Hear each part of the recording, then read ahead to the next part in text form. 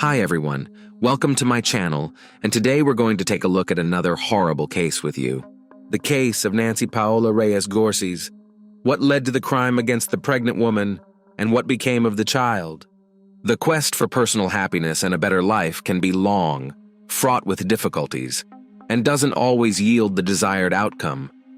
Many people are drawn to other countries or even the other side of the world in these pursuits.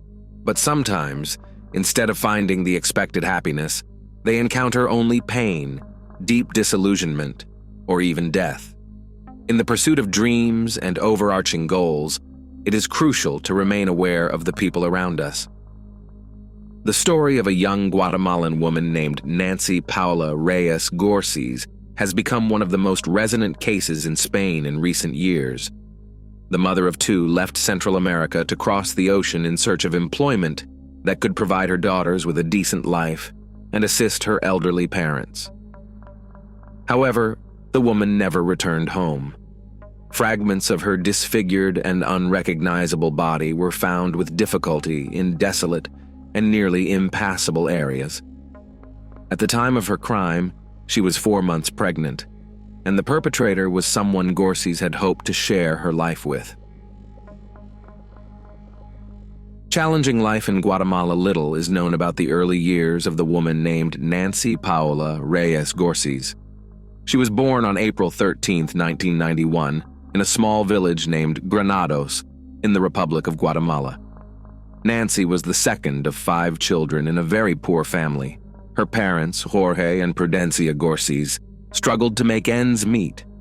Despite this, they did everything possible to ensure their children received a good education and could live better than they did. After finishing school, Nancy was able to enroll at the university in the city of Villanueva, where she studied business administration and document management. She was a diligent student and graduated with honors. However, despite her academic achievements, significant career prospects did not follow. She worked as a cashier in a large supermarket during her studies and later was promoted to administrator, but her career progression stalled there. During her university years, Nancy lived in an unregistered marriage with a young man whose name is not mentioned in public records, with whom she had 2 daughters.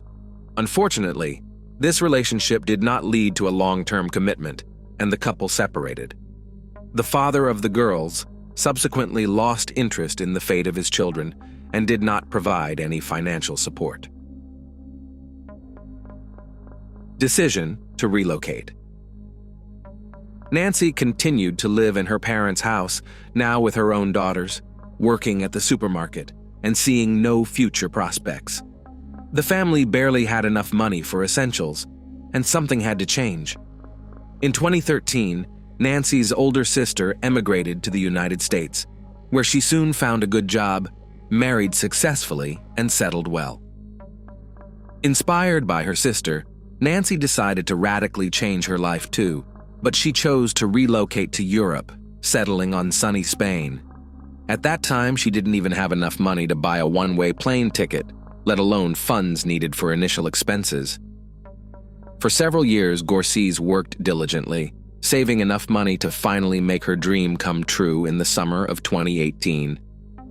In July, she bought a ticket to Madrid and promised her parents that she would keep in constant contact so they wouldn't worry about her.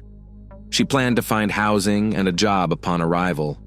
She carried a few thousand euros, enough to rent a room, cover food, and the most necessary items until she could secure a steady income. At the time of her departure, Nancy was 27 years old, and her daughters, who stayed with their grandparents in Guatemala, were 7 and 5 years old. Nancy didn't stay long in Madrid. After living in Barcelona for some time, she moved to the city of Ciudad Real, the center of the Spanish province of the same name. She called home almost daily, asking about her family's well-being, and she regularly sent money home, which increasingly helped her parents not only fully support themselves and her daughters, but also to renovate their old house. Nancy mentioned she didn't have an official stable job and was making ends meet through odd jobs, like cleaning in affluent homes or caring for the elderly and sick. Nancy never complained about the hardships. On the contrary, she told her family that Europe offered more opportunities, and she could never have earned as much back home, even working around the clock with no days off. It seemed she was completely satisfied with how her life was unfolding, and even spoke of eventually bringing her daughters to Spain once she saved enough to rent a spacious and comfortable home for the whole family. A fateful romance. For a while, Nancy didn't share much about her personal life, claiming she simply had no time due to work. But in the spring of 2020, she admitted to her parents that she had met a man with whom she had started a romantic relationship. His name was Carlos Andres Bustamante, and they had met by chance while Gorciez was looking for new rental housing. As they resolved this issue, the couple grew closer and eventually started living together. Carlos was a year older than his beloved and, at the start of their relationship, did not have a steady income, surviving on random small jobs. In fact, Nancy was the main breadwinner in their relationship. She paid for housing and bills and often gave Carlos money for his personal needs and expenses. However, she never complained to her family about this, so her parents were confident that everything was fine, and their daughter had met a good man with whom she lived in love, harmony, and abundance. By that time, Nancy's two younger brothers had also moved to Spain, with whom she kept in touch. She was particularly close to Dennis, the youngest brother, who had even met Carlos personally and found him likable. At the end of June 2020, Nancy and Carlos decided to move to the resort city of Santander, located on the Atlantic coast. In a phone conversation with her family, Nancy mentioned that the climate was warmer and better there, and she saw more job prospects. However, at that time, certain difficulties began to appear in her relationship with Carlos, which she tried not to discuss with anyone. Bustamante turned out to be jealous, temperamental, and quite cruel. Moreover, he lacked any career ambitions and was completely satisfied being supported by a woman. Most alarmingly, he abused alcohol and occasionally indulged in forbidden substances, although he constantly tearfully promised to quit and find a stable job. Gorciez was openly doubting whether to continue her life with this man when she discovered she was pregnant. Carlos was thrilled by this news and swore that from now on, their life would change for the better, but in reality, things only got worse. He continued to drink and use drugs, taking money from his civil wife or asking his mother for it. Moreover, he began to physically abuse Nancy, something she tried to keep from everyone. Alarming signals. On the evening of August 12th, while Nancy was video chatting with her parents, they suddenly heard Carlos loudly shouting and berating their daughter, demanding to know who she was talking to. He didn't believe her when she said she was speaking with her mother and snatched the phone from her hands. After verifying the truth by looking at the screen, he simply threw the device onto a chair and walked away. The next day, the situation repeated itself. Carlos again grabbed the phone from Nancy's hands while she was talking to her parents and daughters. He demanded to see who she was speaking with, insulted her, and even threatened harm. A frightened Nancy later explained to her relatives that her partner was just overly jealous and tried to reassure them that everything was fine. Her parents, however, tried to persuade her to contact the police, but she insisted that she could handle the situation herself. However, on August 17th, during a candid phone conversation with her sister, Gorciez ominously stated that if anything happened to her, or if she suddenly died, Carlos would be solely to blame. Her words were chilling, but she did not elaborate further, only asking her sister to take care of her children if needed. This was the last time her sister heard Nancy's voice. Mysterious disappearance of the pregnant woman. On August 20th, around 2 in the afternoon, Nancy sent a text message to her father, promising to call later that evening, but she never did, nor the next day, which was unusual for her. She also did not respond to calls from her family, prompting them to try contacting Carlos, but he did not answer his phone either. Since the couple had recently moved to Santander and had no friends there, and Nancy's brothers were on the other side of the country and couldn't quickly arrive to check on her. The situation was alarming. A few days later, a strange message came from Carlos's phone stating that he and Nancy had argued and decided to split up. Allegedly, she had packed her things and left in search of a separate apartment, was ignoring his calls, and he had no idea where she might be. Her brothers then suggested that Carlos should immediately come to Ciudad Real so they could go to the police together and file a missing person report. Carlos readily agreed, but as expected, he never showed up, did not file the report, and on top of everything else, he too stopped communicating with the Gorciez family. Mother knew everything. The relatives of the missing woman themselves contacted the police to report her disappearance. Meanwhile, through Nancy's friends, her brothers found the address of Sandra Bustamante, Carlos's mother. When they visited her, introduced themselves, and explained the situation, she unexpectedly broke down in tears, confessing that she had suspected her son could do something terrible to his partner, but she did not elaborate on the details. Sandra also had no idea where her son and future daughter-in-law were. Carlos wasn't answering her calls, but only sent brief messages, asking her not to ask questions and to give him some time. She liked Nancy, but knew her son too well and understood what he was capable of. The next day, Sandra was called in for questioning at the police station. Law enforcement wanted to discuss the disappearance of her would-be daughter-in-law and to find out the possible whereabouts of Carlos. She shared with the officers what she had already told the girls' brothers the day before and showed them a lengthy text message that Nancy had sent her a couple of days before she vanished. In the message, Nancy pleaded with Sandra never to give her son money, regardless of the tearful stories he might concoct. According to Gorciez, he would spend it all on alcohol and banned substances, under the influence of which he became very aggressive and cruel. He had no desire to find a job or battle his addictions, and his behavior became increasingly threatening, prompting the pregnant woman to consider leaving him. She ended her message by saying it was better to end things now before anyone got hurt. Another disturbing detail also came to light. It turned out that Carlos had several prior convictions for causing bodily harm, and one of his first victims had been his own mother, whom he had brutally beaten when he was just a 17-year-old teenager. At that time, he had gotten off with probation, but later, after leaving his family home, he had served short terms for assaulting women with whom he lived and tried to form relationships. The oldest profession. The investigation was just beginning, but in the first few days, many curious details emerged that indicated this union was doomed from the start.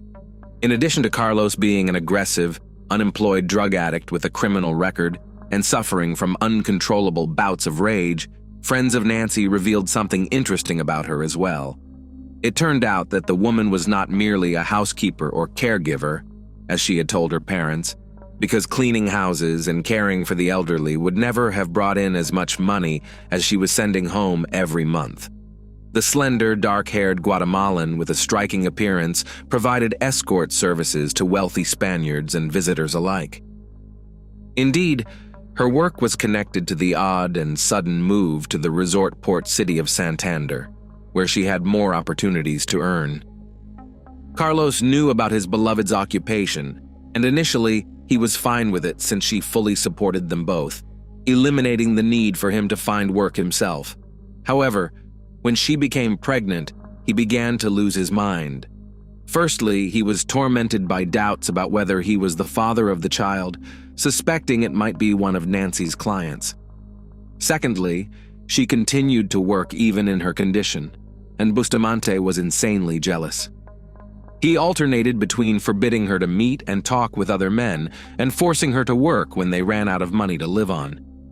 The money that the man took from his mother, he spent exclusively on himself and his vices. Horrific discoveries. In a rented apartment, for nearly a week, there had been no known whereabouts of Nancy and Carlos. Carlos had been in touch, but only responded with messages and never disclosed his location. Surprisingly, it wasn't until August 26th that police finally obtained a warrant to search the couple's vacant rental apartment in Santander. What they found there was truly shocking and left no doubt that Nancy was no longer alive. Blood traces were found virtually everywhere in the apartment. Some attempts had been made to clean them up, but for the most part, they were visible even to the naked eye. In the clogged drains of the bathroom and toilet, fragments of bones, hair, as well as pieces of skin and internal organs were discovered. Forensic analysis confirmed that all belonged to the missing woman, although her remains were not found in the apartment. The crime scene suggested that Nancy had been brutally ended, dismembered in the bathroom, and her remains disposed of elsewhere. Carlos immediately became the prime suspect in the case. He remained unreachable, and his whereabouts were unknown. Also found in the apartment was a package from a small hatchet purchased at a local hardware store. The tool itself was not found, but Carlos Bustamante's clear fingerprints were on the package. Security footage from that store showed that on August 20th, Carlos bought the hatchet, a pair of sturdy rubber gloves, and large trash bags. At a market near their home, he purchased a small cart from an elderly vendor, who immediately recognized the suspect from a photo shown to him. Arrest and search for the body. The day after the grim discoveries in the apartment, an unsuspecting Carlos unexpectedly turned himself in at a police station in Madrid. Trying to deflect suspicion from himself, he went to report Nancy missing, but was immediately arrested as the main suspect in the gruesome crime. Carlos claimed he had nothing to do with what happened, stating they had argued and parted ways on August 20th. He said he left town in a fit of emotion and was unaware of any subsequent events involving Nancy. He suggested that someone might have attacked her when she returned to the apartment to gather her belongings. Carlos's version sounded far-fetched, especially after police found his fingerprints on the hatchet's packaging.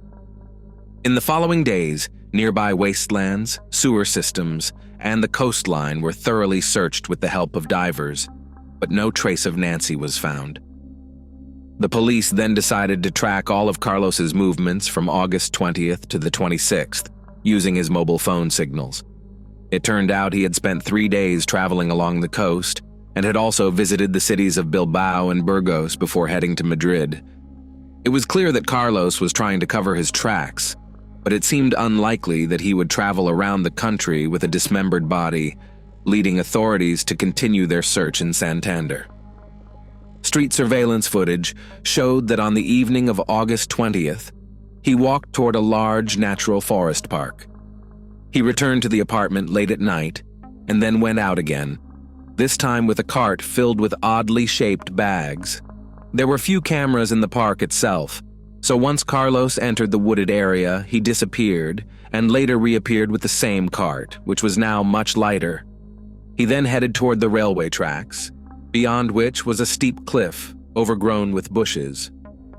From there, he returned much lighter, giving law enforcement a clear indication of where to look for the body. Where is the child? It wasn't until September 16th that bags containing highly decomposed human remains were found in thick underbrush on a hillside. These remains were identified as those of the missing Nancy Gorciez, divided into 20 parts with a hatchet. According to security camera footage, everything Carlos transported in the cart was recovered, but something was still missing. Nancy, as we recall, was 4 months pregnant, yet her fetus was not found in any of the bags. The condition of the victim's genitals and lower abdomen showed merciless mutilation with a knife and hatchet, indicating that the perpetrator likely extracted the fetus and disposed of it separately from the mother's body. Carlos consistently denied his involvement, gave conflicting statements, and continued to try to shift the blame onto an unknown assailant. However, traces of the victim's blood were found on his clothing and shoes, which he attempted but failed to completely wash off. Despite Bustamante's refusal to admit guilt, investigators were able to piece together the chain of tragic events and the full scenario of the crime. Forensic experts believe that on the afternoon of August 20th, following an argument, the man brutally beat and strangled his pregnant partner in the kitchen, where traces of blood were found on the floor and walls. Carlos then moved Nancy's body to the bathroom and went shopping at a hardware store and the market. In the bathroom, he divided Nancy's body into 20 parts using a hatchet and a large kitchen knife, placed the pieces into bags, and loaded everything into a cart. He then went to the park, looking for secluded places to dispose of the body. Late at night, he left the apartment with the cart and followed a pre-planned route deep into the park, scattering the bags in various locations, hoping they would never be found. Trial and sentence. The whereabouts of the fetus Carlos removed from Nancy's body remain unknown. He denied his guilt and claimed he loved her. From the time of the gruesome crime until his arrest in Madrid, Bustamante lived off the money he stole from Gorciez, which he spent daily in bars across various cities. The investigation, the search for evidence and witnesses took law enforcement nearly 2 years, and the trial of the murderer did not begin until July 2022. In November of the same year, Carlos was found guilty of the premeditated brutal murder of Nancy and her unborn child, as well as the dismemberment and desecration of her body. However, many considered the sentence handed down to the murderer to be too lenient. Bustamante was sentenced to 25.5 years in prison, and he was also ordered to pay financial compensation of 150,000 euros to the parents and daughters of the deceased woman. Thanks for watching, guys. Subscribe to my channel. There are many shocking stories ahead of you.